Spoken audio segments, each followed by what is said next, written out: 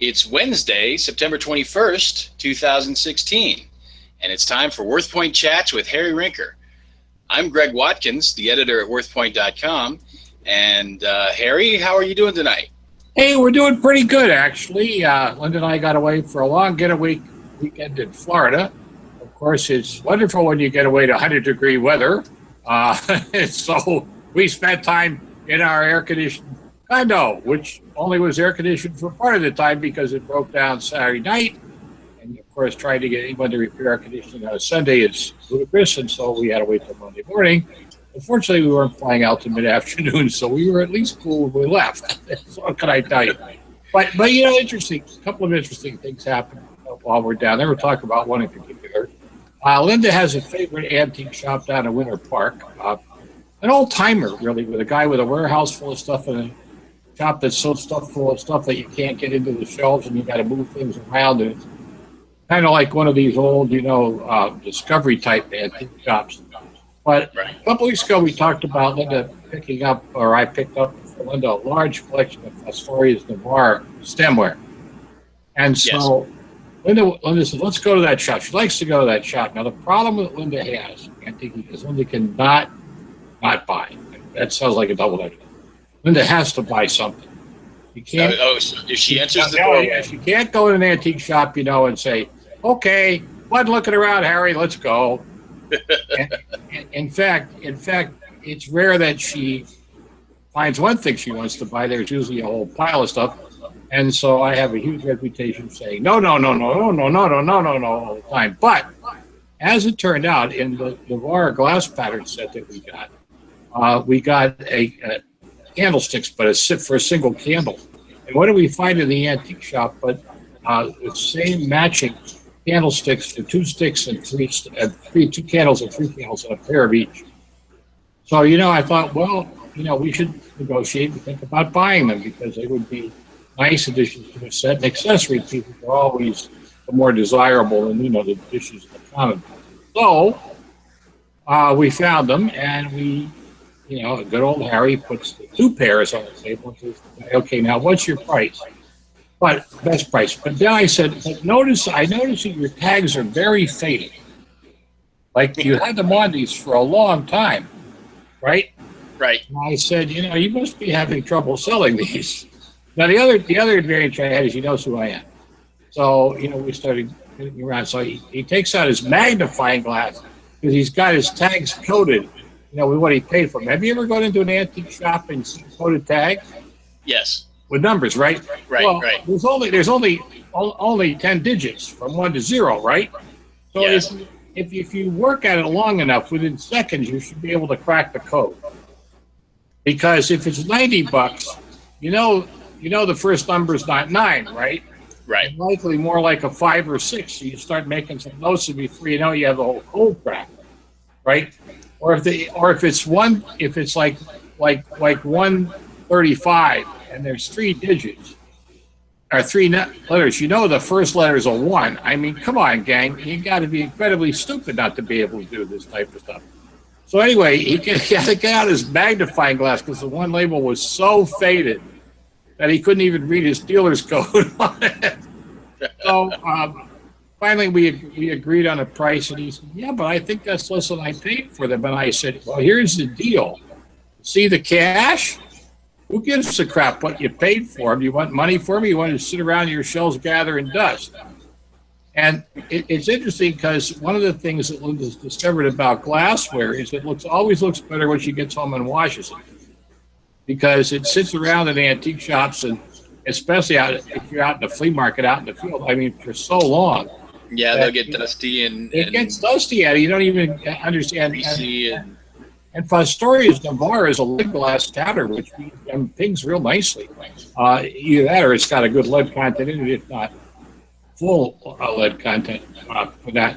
Well, it was kind of fun. She didn't like having to wash the 90-plus pieces we bought here. In fact, I told him about them. I said, I just bought over 90 pieces for $365, about $4 a piece. He said, what? Those are $30 pieces. And I said, not to me, they're not. And if they wouldn't have been priced at $5 a piece, I wouldn't have bought them. He said, yeah, well, but there was a time. And I said, that's the problem. There was a time, but today ain't the time.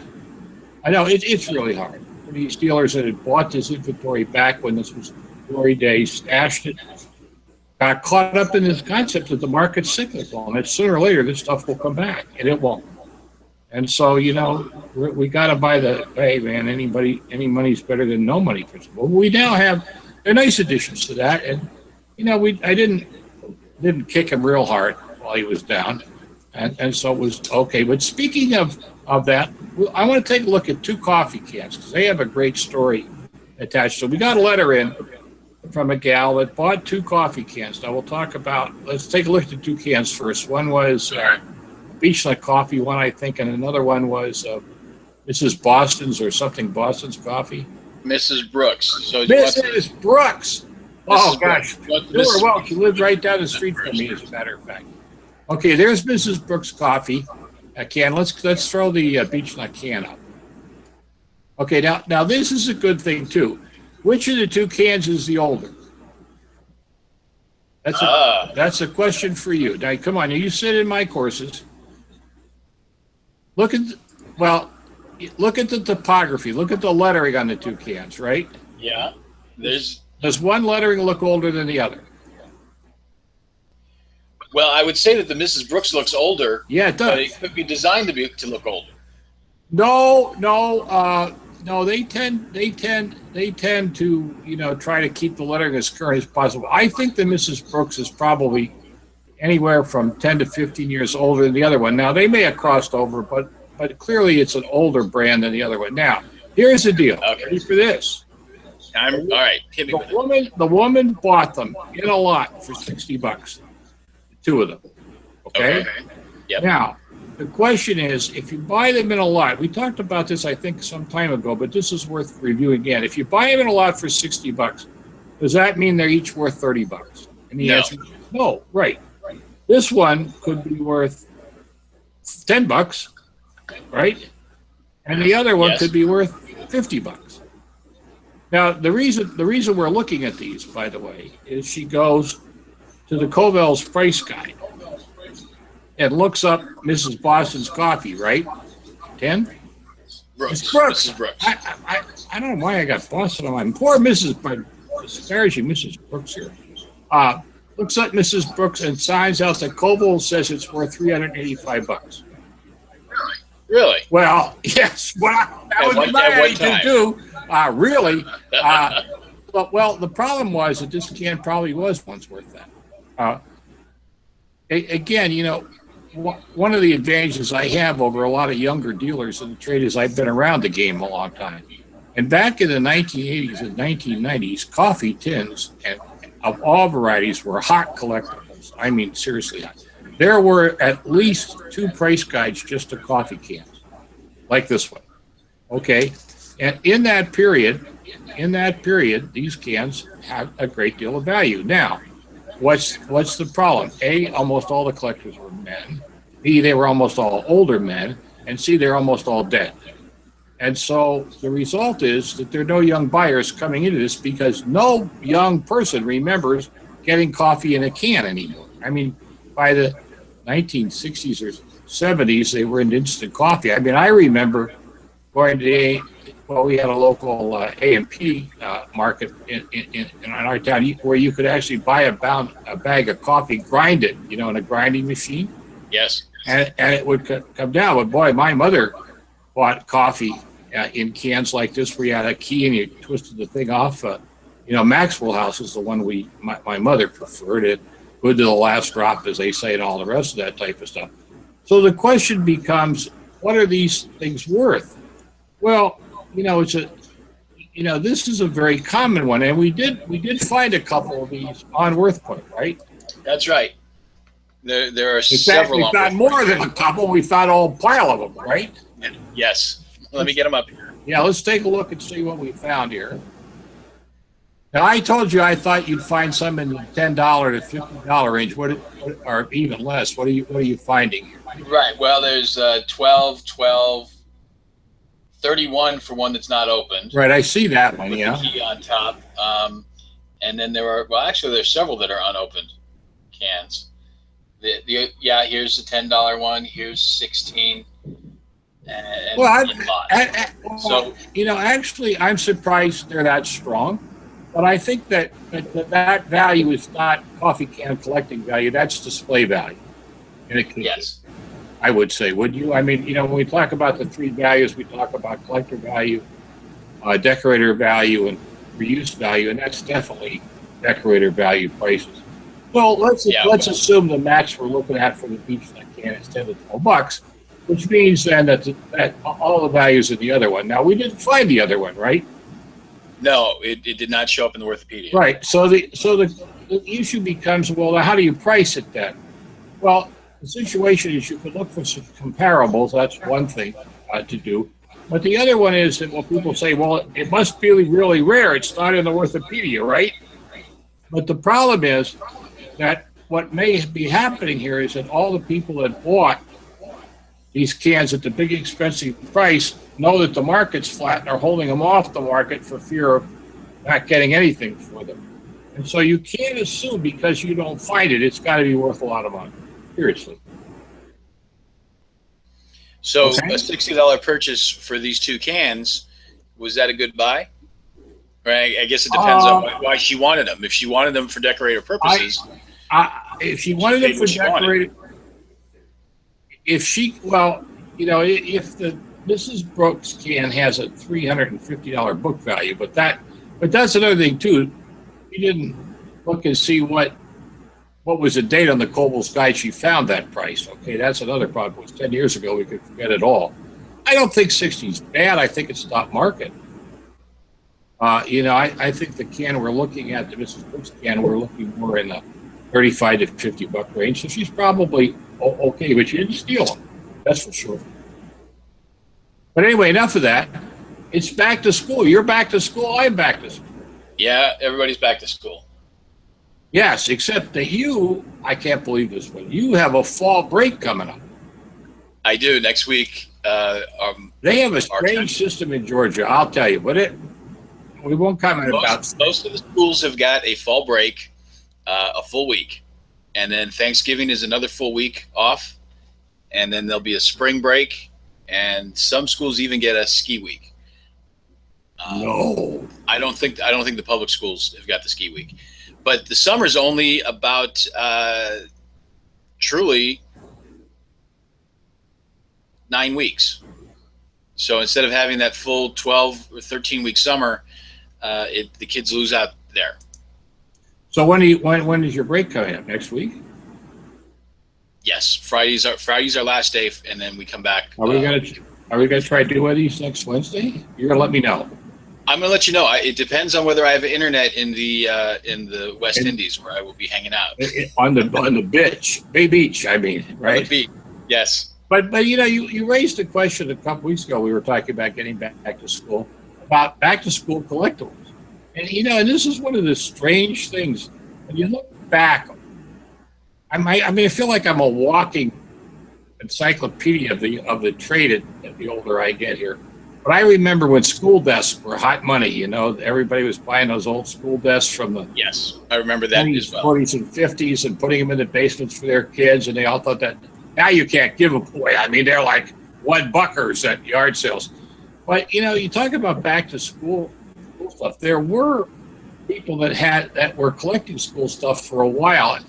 I think it had to do with the fact that in the 1970s and 80s, there was a real one-room schoolhouse restoration craze. And people were buying stuff to take back to the one-room schoolhouses, And so there were collectors of chalk. Now, I don't know.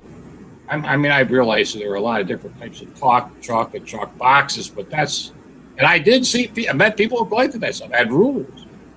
I suppose if you were a Catholic, you would collect rulers, with all those nuns slapping your wrists. Yes. Yes. Right, but pen and pencil sets were biggie. If you look at the collectibles from the 50s, the TV cowboy collectibles, Roy Rogers, Autry, Hopalong Cassidy, Lone Ranger, all had back-to-school kits, as did Mickey Mouse and all the rest of it. Right, and lunch boxes were big for a long time. Yes, I was around to watch the manipulation of lunchbox craze. There was a guy that had read my book in 1980. made. I wrote a book called Investing in Antiques and Collectibles. He read it. He said, "I'm going to use your theory and create a $5,000 lunchbox in 1 year." And he did. And he did. Bruce Scott, or Scott Bruce. Scott Bruce. What he did is he created his own collector's club, published his own price guide, ran his own auctions, and the minute the lunchbox hit 5,000, he sold his collection off and nailed everybody. Now the problem with lunchboxes were that what drove that market was the crossover collector. You may remember. I mean, the Beatles lunchbox, for example, or Star Wars lunchboxes. They were not as important to some of the lunchbox collectors as they were to the cross. I mean, the Hoppy lunchbox went from $25 up to about $385, and then the schmuck really futzed it up by giving a separate price for the lunchbox versus the thermos. And so when you have the thermos and lunchbox together, you have to call it a lunch kit as opposed to a lunch box. Although they were lunch boxes when I was growing up and they had the thermos in. Well, I remember several lunches where I had glittery milk because somehow I cracked the thermos on the inside. Yeah, well, I got to tell you one thing. It was those peanut butter and pickle sandwiches that always got me in. But nevertheless. Well, you've found a alphabet. Something or other. I am fascinated by this thing. I have no idea what it is. One of our viewers sent in a very interesting thing. It's a paddle, it like a standing paddle. I mean, and it's got the ABCs on it, and it's clearly, a hand-done piece. And you can see it's got a fairly long pole on it where you could stick it into the ground or stick it into something. And it's aged out. I mean, the wood's warped. It's aged out very nicely. I think we have a detail. There you go. Right? It's aged out very nicely.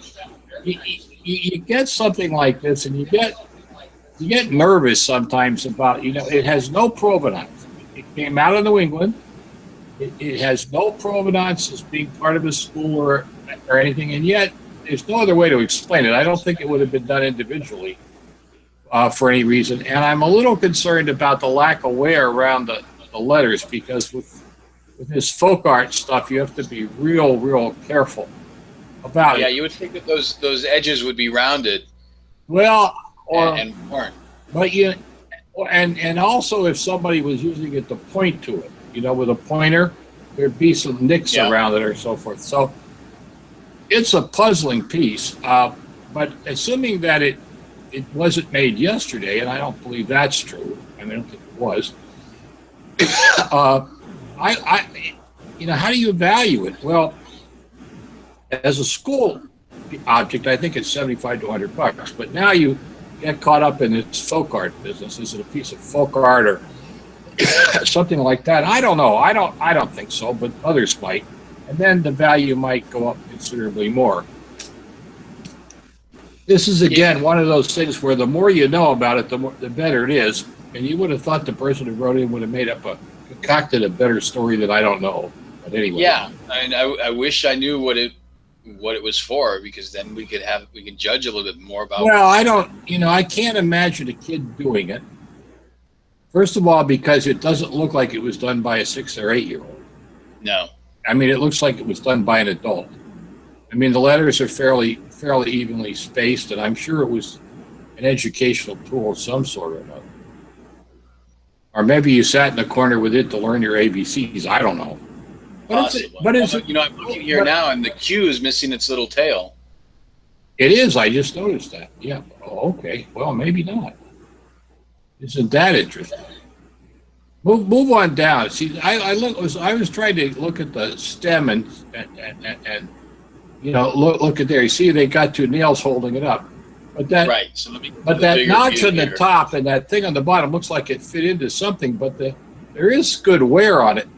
So it's one of those pieces where, if you're not sure what you're looking at, should you pay a premium price of a couple $100 for it? Absolutely not. Now you were better observant than I did. I didn't notice the missing tail on the cube. Well, you will have to. Hopefully, the guy will get his pocket knife out and fix that now. Then we put it out there. By the way, let's encourage our listeners, our viewers, what are our people? Well, they're listening to us, but I guess they're viewers. They're viewers because they're viewing us. We need objects in here, and we need questions from you that you'd like us to talk about here on the air. And the place to write to is community@worthpoint.com. Now, maybe you have a question about how the antiques and collectibles trade work, or maybe you have a topic you'd like me to pontificate on. We haven't used the Gurui sign here, logo that we have in a while, but we have it sitting in there when I want to pontificate.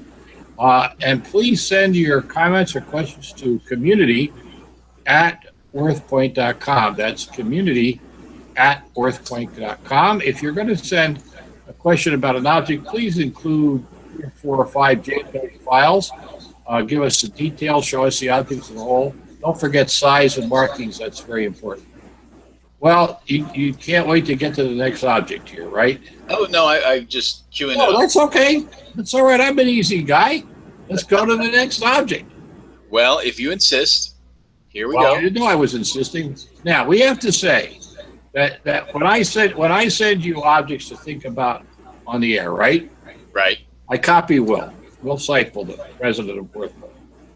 And Will had one word for this object, and it didn't start with G, or that would be great. It started with U, 4-letter word. Yeah. Starting with Yeah. ugly, he said. And it is ugly. Well, it's utilitarian, isn't it? Well, that's actually, I think what was trying to say, you don't want to talk about that on the air. But I do want to talk about it on the air because this raises a question of what's its value. Now, when people used to bring in portable sewing machines in the appraisal clinics, the first question I asked them is, do you have a boat? I used to do that for typewriters, too. And they'd say, yes. I said, well, now you got a boat anchor. But home sewing is still big. And yes, the new machines are these ones that are all electronic, and you can go up in the web, or not up in the web, but up in cyberspace and download patterns and sew everything on the machine. But this one was very typical of machines from the 50s. It's a very good basic sewing machine. It was in a desk-like housing. Now it's really a sewing table. It looks like a desk, but and the sewing machine does collapse down inside of it, so you can use it as a desk. What makes this unusual is that it doesn't have a treadle. It has a knee control that you can use it to make the machine stop and start. But what I liked about it is this is a white. It's a 1955 white rotary sewing machine. Now, White's an interesting company. White started out, in the Cleveland area, making sewing machines and others. When you get old sewing machines, what happens is that you find hundreds of different brands, and yet only about 5 or 6 companies made them. And the reason was that they would just make brands for stores and warehouses and whatever. Well, White did really well, and then in the 1920s it diversified. It went into the automobile industry and made White automobiles and trucks. And during the war they made trucks too. Well, anyway, what happened was that by the time the war ended, and about the time this machine was made, its primary customer was Sears Roebuck. In fact, Sears Roebuck accounted for 40% of its business. And eventually, cheap Japanese imports came in, and White went out of that, and they diversified. But they bought Kelvinator and a bunch of other companies. It's still around. The name is still around. But now let's get back to this machine. Now we have 3 guys. We talked earlier today when we looked at the coffee cans about Decorator Day. Well, obviously nobody's going to collect any. And second of all, at conversation value, the only conversation value this thing have is, what do you have that old darn sewing machine for? Somebody's going to buy it. But it's reusable. And this is interesting. I would normally tell people this is a $25 to $35 junker. If you're lucky, if you get that, if anybody's willing to pay for it, throw it at Craigslist. Best offer above $10, $15, put it out of the garage sale, take $10 and be delighted. On the other hand, 2 things happen. Well, before we get to WorthPoint, which we'll get to, 2 things happen. One, I went to the internet, and the average asking price on eBay is about $100. I was astonished. Now, for a 1950 well, there's one thing's getting another, right? Yeah. The other thing is, imagine the cost to ship this stuff. So all those WorthPoint prices are ridiculous. But yet you found one on WorthPoint. Right? We found one that looks pretty close. Pretty well, I would say that's the exact machine. And there it is, the $20 boat anchor. That's right. So does that mean the housing unit is worth an extra $80? No. Well, I think that's about the right price. Well, it could be, but you know what? This comic book might be worth more than the whole. Yeah, I know. We can focus in on that. I tried to see what that one was too. I can't. I can make it bigger, but it doesn't. No. Help Great minds think alike. But no, I think you're looking at $20. That's the end of it. But again, people can get totally deceptive by going up to eBay because you won't find anything for $20 on eBay right now. I mean, the asking prices are up there, and I think the problem is, and this is what happens: people that put that stuff up there are mostly attached.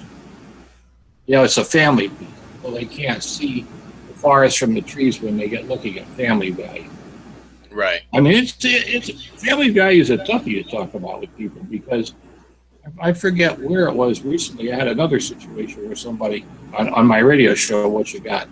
Well, anyway, we're getting near the end. And I did want to mention something. There's a new group in town called the National Estate Sale Association, and this is a league of top end estate sale people. They're doing something very unusual. They're doing a video training summit over 19 days. Okay, there you are, a National Estate Sale Association, and their website is www.nesa-usa.com. NESA-USA.com, and you can go up and you can register to attend this summit. They release about a half an hour video a day. Some days they do 2 videos. You're going to do 19 videos. I did one for them, about half an hour video, and I've listened to one so far. I've got about 3 to listen to at the moment. And I would say, it's like anything else. Is it worth your time to take it? Well, if you're not in the estate sale business, why should you do it? Well, the answer is because in order to know what you're doing, you need to know the people you're competing with. And so here's a chance to get a real good look inside the estate sale business. My friend from North Carolina with the National Association of Antique Dealers and Insurance Group is up there and doing a half-hour visit about insuring your collection. So a lot of things that they're talking about have crossover value to people that are collectors, that are appraisers, that are auctioneers. I mean, the one guy did the first one I watched was a half-hour thing about how to hire employees and what to look for in the trade and how important it is to do police background checks on people in the trade because of that. And one of the headlines in this last Antique Week was the fact that 50 employees of a French auction house have been arrested by the French police on a stealing scam that's been going on for 10 years. So, I mean, and what they were doing is they were skimming stuff off of consignments and stuff and selling it on the side. So, I mean, this whole thing about integrity and honesty and so forth. So all the things that fellow talked about in the first interview was well worth listening to. And I've been around this game for a long time. You'd think I know everything, but I don't. And I'm always willing to learn. So I'm looking forward to seeing a number of these other videos and seeing what they have to say. It's also interesting too because, you ready for this? I'm the oldest guy there. The estate sale business is where the young people are moving into the auction business. They're not going out there as auctioneers now.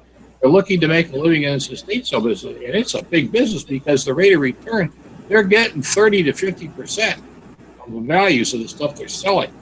I mean, right. They're not going to run out of customers anytime soon. No, they're not.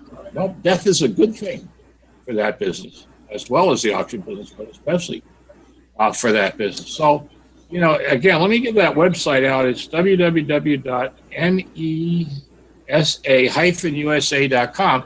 And I understand that they're going to leave these up for several months. So if you don't catch them when they first come out, you can go in there and register, and then you can go back and look. They'll be up there and ready to look at. So it sounds like it's a good deal for me. Now, if you're unless you're an estate sale person, um, it's an expensive group to join, but it's still worthwhile. I'm glad to see somebody doing it.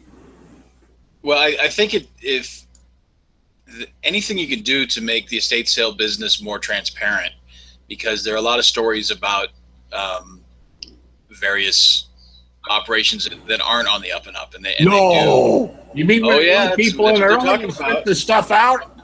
Yeah, that's there are some stories about that. So yes, there are a lot of stories about that. So anything that this new organization can do to sort of peel back the curtain on the process and make it more transparent, it could only help. We'll have to talk about estate sale stories one time. Gary Mitchell and there's a group down called Michelle down at Fort Worth, and normally in an estate sale they draw a number, and they let so many people in at a time, and then when people leave, they let so many more people and that type of stuff. Right. Well, these guys at Michelle let everybody at once. They call it the feeding of the piranhas. It would get so bad that they would have to jump up on the top of the table to get out of the way of people trying to buy things. But there are a lot of things. I get in trouble with the estate sale people. There's a lot of things I don't get with these people running around and putting stickers on that say sold, and then come back and look at it if they don't want to take the sticker off. My attitude is I take the sticker off, throw it in the floor, and walk over and pay for it if I want it. Because once I paid for it, it's a done deal. Right. But anyway, enough of all this. Hey, we went, to use the Car Talk Savers phrase, we wasted another perfectly good half hour. Yes, we did. But I think it's worth it. It is worth it. That's why we call it WorthPoint. What's that? I said that's why we call it WorthPoint. That's right. It's worth it. Yes. All right. Well, we may or may not be doing one next Wednesday, and if we not, we'll do it the following Wednesday. That's right. So I will check with you, Harry, earlier in the week to make sure that the connections work and the sound and everything works, and then if everything is kosher, then I'll do it from the balcony or beachside. Yes, where we can have the ocean in the background. Make me feel really good. Hey, take care. All right, Harry. You have a good one. Until next week or the week after. Goodbye. Goodbye.